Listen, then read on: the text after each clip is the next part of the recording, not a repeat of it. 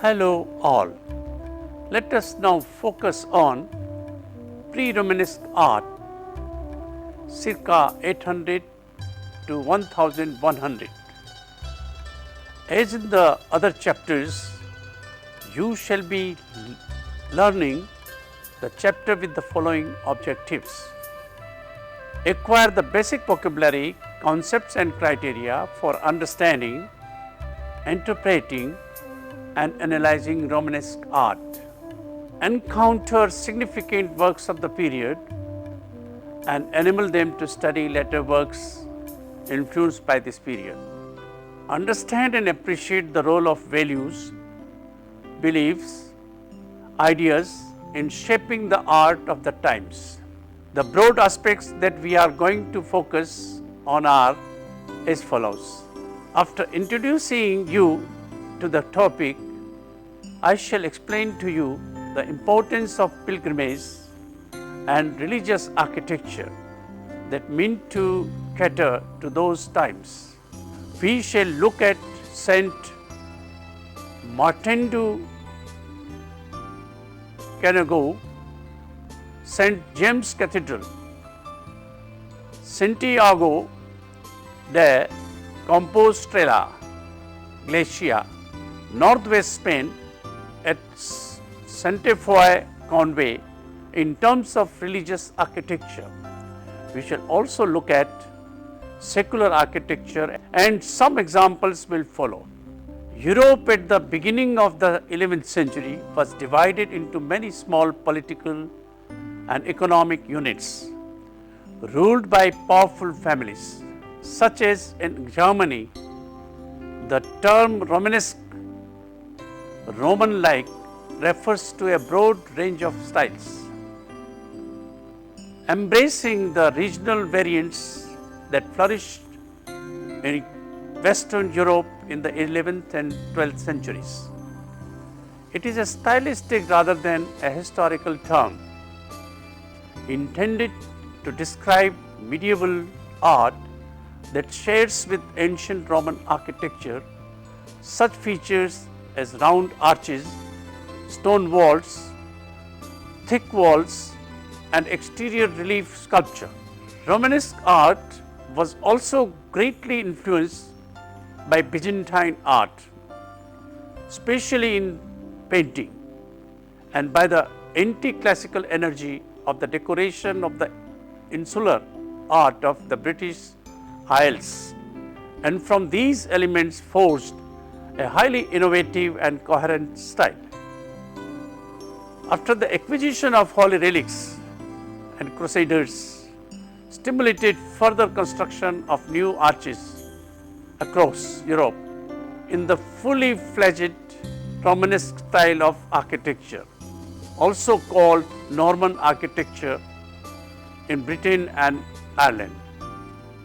The new architecture produced a huge demand for decorative religious art, including sculpture, stained glass and other artworks. By the 12th century, certain architects and sculptors were the most sought after by patrons, both religious and secular. Although towns and cities with artisans and merchants grew in importance, Europe was still an agricultural society, and land was primarily source of wealth and power. As in the case with feudalism, there was not any centralized political order, and the Pope was the main unifying authority. The Church played a vital role in secular life, owning a large amount of landed property, close to a third in France, and claiming the same temporal authority at the kings and nobles. Now, pilgrimages and crusades became the two new cultural forces encouraged by the Church. New orders were founded, such as the Cistercian, Cluniac, and Carthusian, and monasteries also held the same importance as earlier and were still the seat of European culture, despite the fact that universities were established in Bologna, Paris, Oxford and Cambridge. Pilgrimages to the holy places of Christendom, Jerusalem, Rome, churches with sacred relics, and Santiago de Compostela, Galicia, northeast Spain, the shrine of St. James, the first martyr apostle, the center of Christian resistance to the Muslim occupation of Spain. Pilgrims from all over Europe followed four main routes across France to the Pyrenees and then westward of Compostela. An extensive network of churches, hospices, lodging places and monasteries was constructed. The ever-growing number of pilgrims influenced their design and location. Now we discuss architecture. This was a period of great building activity in Christian Europe. In Romanesque religious architecture, practical considerations were gradually superseded by aesthetic. From the outwardly simple meeting house of the Christian basilica, the church, even in its external aspect, became a majestic monument. Churches now had to be structurally sound and adequately illuminated. Although timber remained common in construction, Romanesque builders used stone masonry whenever possible. Masonry walls were now stronger and more durable, and they enhanced the acoustical effect of the Gregorian chants. As stone replaced timber, replacing the risk of fire, Romanesque churches characteristically incorporated semicircular arches for windows, doors and arcades, barrel or groin walls to support the roofs of the nave, massive piers and walls with few windows to contain the outward thrust of the walls, side aisles with galleries above them, a large tower over the crossing of the nave and transept, and smaller towers at the church's western end. French churches commonly expanded on the early Christian basilica plan, incorporating radiating chapels to accommodate more priests, ambulatories around the sanctuary apse for visiting pilgrims, and large transepts between the sanctuary and nave. Adapting the plan, the Roman basilica with a nave, lateral aisles and apse, the churches now typically had a transept crossing the nave, and the churches on the pilgrimage road included an ambulatory, a gallery allowing the faithful to walk around the sanctuary, and the series of radiating chapels for several priests to say Mass concurrently.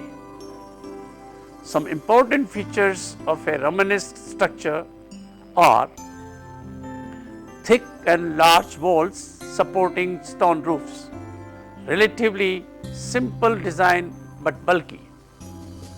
Similarly, an external and interior appearance, small windows to avoid weakening of walls, large windows with stained glass, tall recessed porches rising to a high peak and providing ample surfaces for sculpture and the so-called flying buttresses.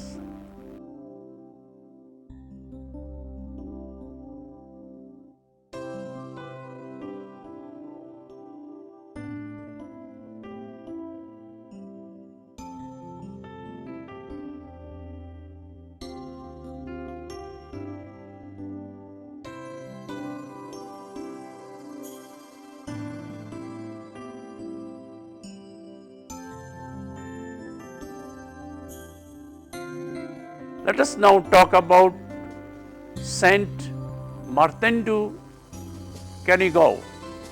First Romanesque structure, Saint Martin du Canigou, was patronized by the local Count Guifred.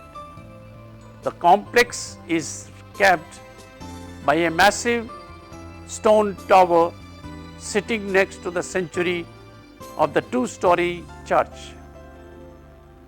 St. James Cathedral, Santiago de Compostela, Galicia, northwest Spain.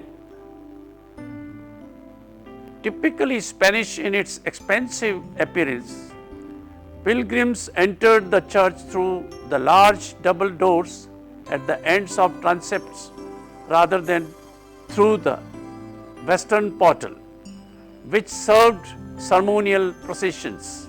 In its own time, Santiago was admired for the excellence of its construction, not a single track to be found. The cathedral had no doors as it was open day and night.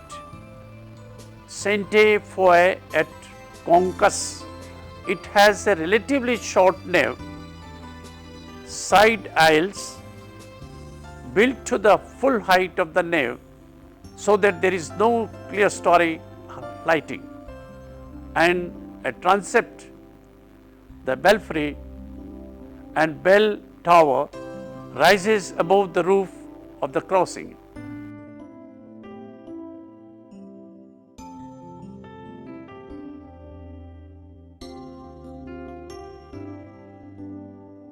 Cathedral Complex, Pisa.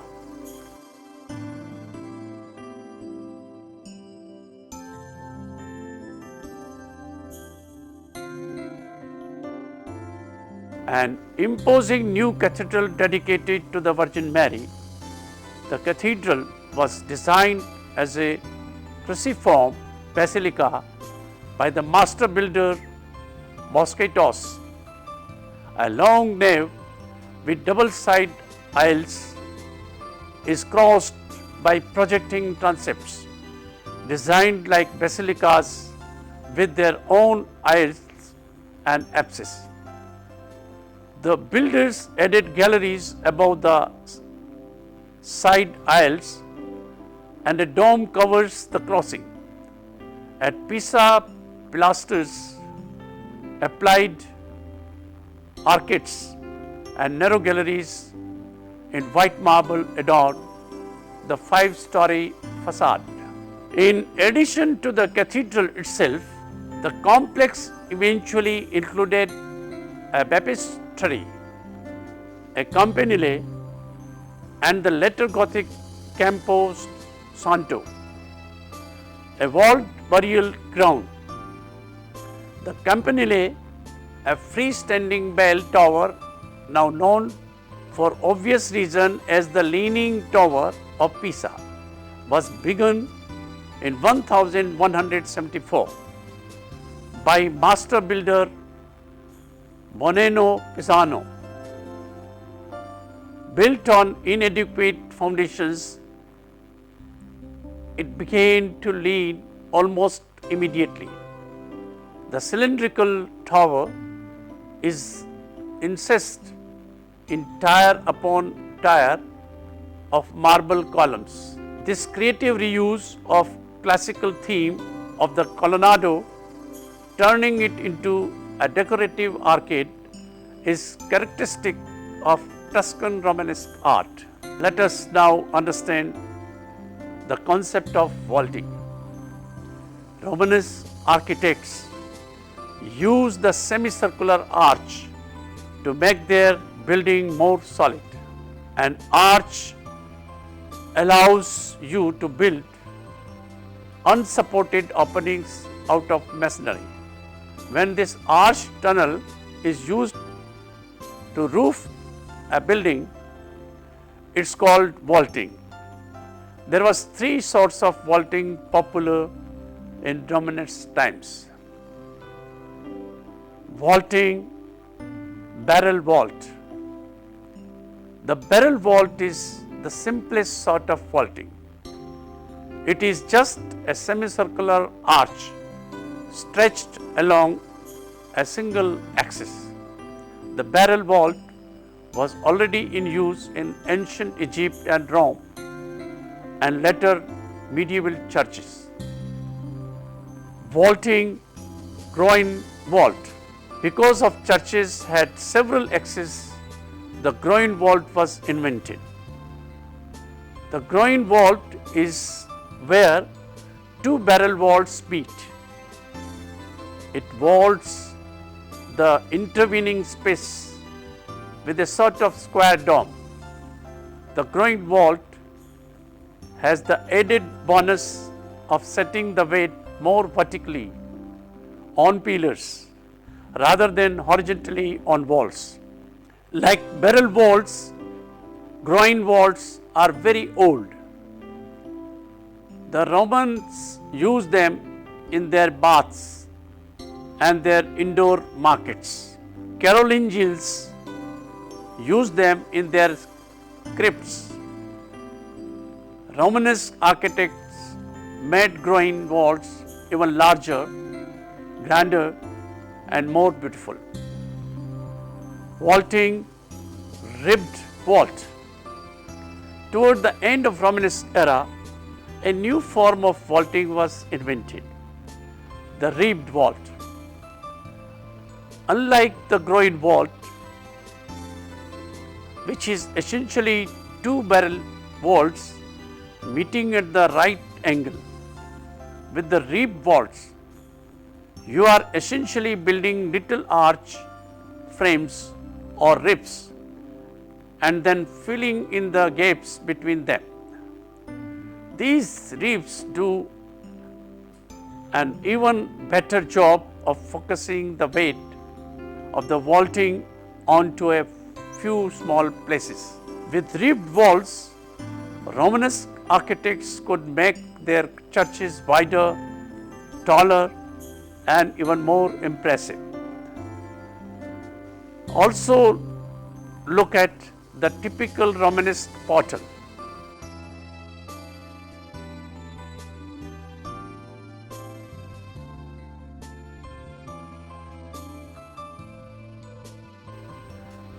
Now, it is important to also understand the meaning of a nave.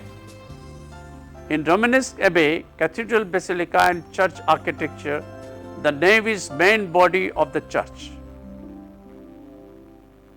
It provides the central approach to the high altar.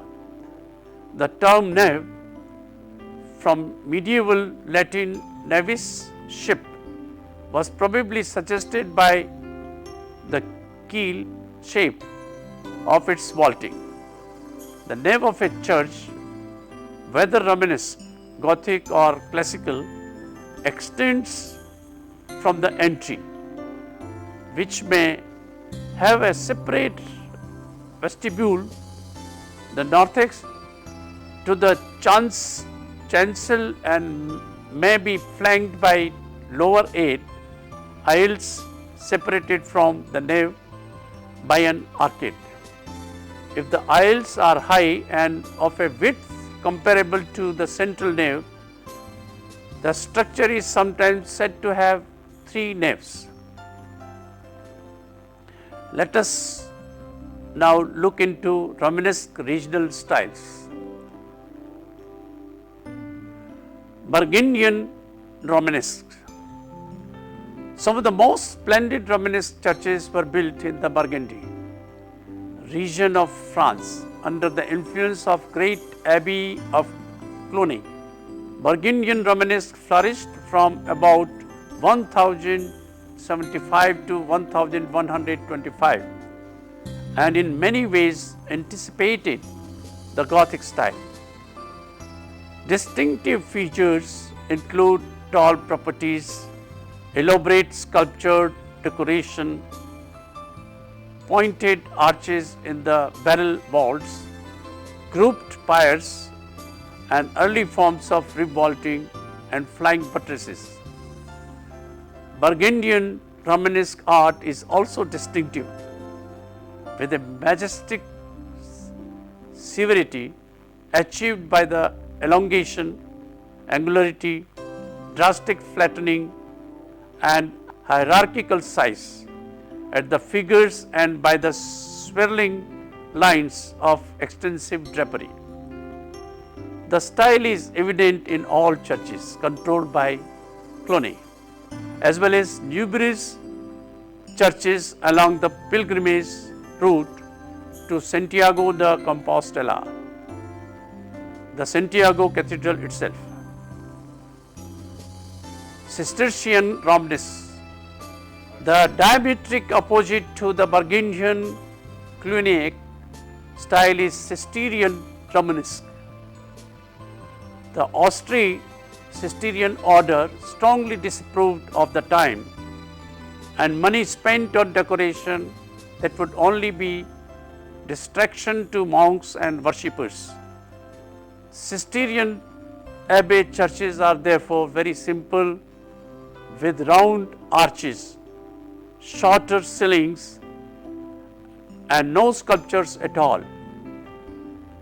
It might be plain, but this simplicity was a beauty of its own, allowing the purity and harmony of the Romanesque architecture to shine through. Norman.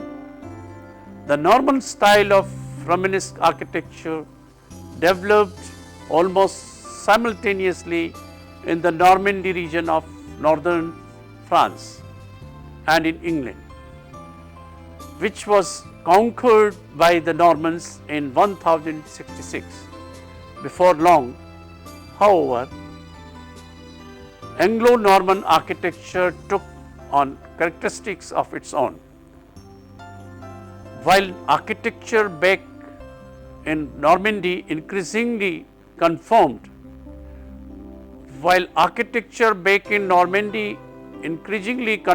to the typical French Romanesque style, Norman churches in England are characterized by exceptionally long plans, a massive scale, especially in a great round columns in the nave, use of carved geometrical decoration.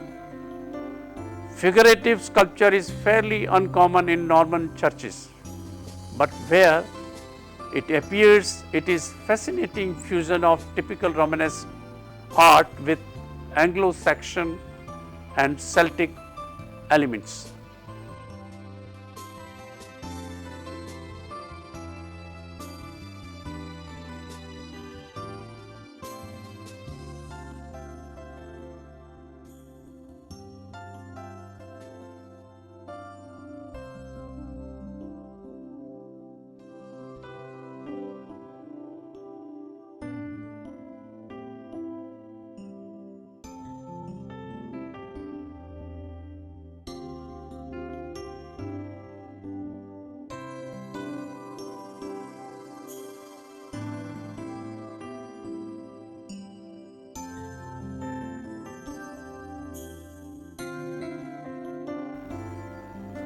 Let us now look into secular architecture of the period.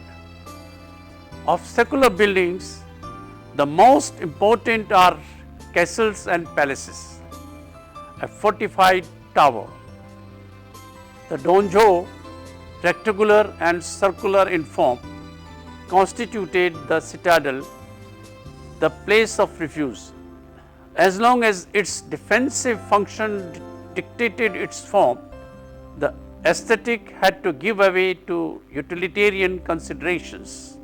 Only after the 11th century were separate dwelling houses built inside the larger fortresses, and then they were often decorated outside, especially where the dwelling house as a prince's palace was detached from the fortress and built in the open. As at the gallant houses, the way was open for artistic developments. In the existing remains at the gallant house inn, we see trefoil arch above the entrance, beside groups of late Romanesque windows, and there is also a Romanesque gate house in the upper floor, of which Romanesque rose windows were probably inserted. The ornamental forms applied to secular buildings were those of ecclesiastic architecture. The walls were divided by pilasters and by the round corbels, a characteristic of Romanesque art. Dwarf arched galleries like those built inside the churches and the triforium are also seen on the outside Romanesque buildings. In these, as in the pillars of the naves or cloisters, we constantly find the Romanesque cushion or cuboid capital. The transition from the round shaft of the column to the square spring of the arch is effected fairly by the interpenetration of cube and sphere. After the middle of the 12th century, but not before, it was always ornamented. In some regions, particularly Germany, large places were built for rulers and bishops. Local lords built great halls in the countryside, while rich merchants built grand town houses.